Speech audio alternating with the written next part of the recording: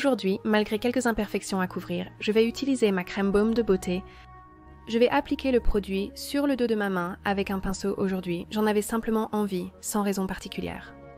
Mais je vais aussi utiliser mes doigts pour estomper la crème baume de beauté, surtout sur les petites taches que j'ai autour de mes yeux et de ma bouche.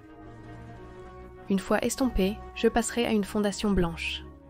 Mais je n'utiliserai pas seulement la fondation blanche. Je vais la mélanger à 50-50 avec la crème baume de beauté et la fondation blanche pour obtenir une version beaucoup plus claire de mon propre teint, mais pas si blanche qu'elle me fera ressembler à une personne qui brille dans le noir. Je vais me concentrer sur la zone T et les parties centrales de mon visage, et ensuite l'estomper, et cela devrait vous donner un aspect très fantomatique à votre visage, sans que vous ayez l'air d'avoir plongé dans un tonneau de poudre. Que je vais créer un petit dégradé de gris sur mes sourcils. J'applique une crème entre les sourcils, l'estompe avec mon doigt, puis utilise une brosse à sourcils pour étaler délicatement la couleur. Avec ce qui reste après avoir fait ce petit dégradé, je vais aussi appliquer un peu de couleur juste sous l'arc du sourcil et je vais l'estomper avec mon doigt. Ensuite, je vais aussi prendre ce blanc et passer sur la lèvre supérieure et l'estomper. Et si vous le souhaitez, pour les sourcils, vous pouvez alterner entre une crème ou une fondation blanche. Utilisez simplement ce que vous avez sous la main. Ensuite, j'applique la même fondation blanche sur les cils inférieurs. Je sais que cela rend mes yeux un peu étranges, mais c'est ok.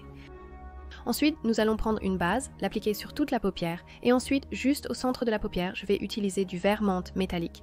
Je l'applique juste au centre, et ensuite, je floute les bords. Pour l'os du sourcil, j'utiliserai du bleu. Je vais commencer sous l'arc du sourcil, et ensuite, vous allez descendre et faire le tour jusqu'au sommet de vos pommettes en forme de C. Estompez-le, puis passons à une couleur argentée. Cela va aller sur l'arc de Cupidon, puis dans une forme courbée sur le sourcil avant de prendre une couleur rose juste au milieu du nez. Pour l'eyeliner, j'évite d'utiliser un noir pur car le reste du maquillage est pâle et atténué. Un noir très foncé semblerait étrange dans ce contexte. Je vais utiliser un charbon à la place. Vous voulez le tamponner, cela ne ressemblera pas à un eyeliner soigné et parfait.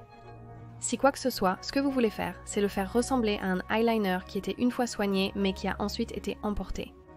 Donc appliquez les petits points puis ajoutez les petits détails pour lui donner un aspect un peu plus vaporeux, puis revenez à l'argent, je vais l'appliquer sur le coin interne de l'œil et aussi juste en dessous sur la lèvre inférieure. Faites un léger lavage de cela avant d'appliquer de faux cils. Maintenant je les ai fabriqués et j'aurai un tutoriel sur eux. Bientôt donc je vais appliquer les faux cils, puis prendre une couleur rose juste sur la lèvre inférieure. Ensuite, je vais estomper cela en une saignée. Avec cette même couleur exacte, je vais l'utiliser pour mes sourcils.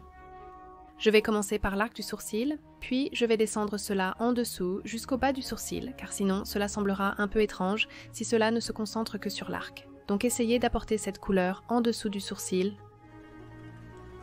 C'est tout, vous avez fini.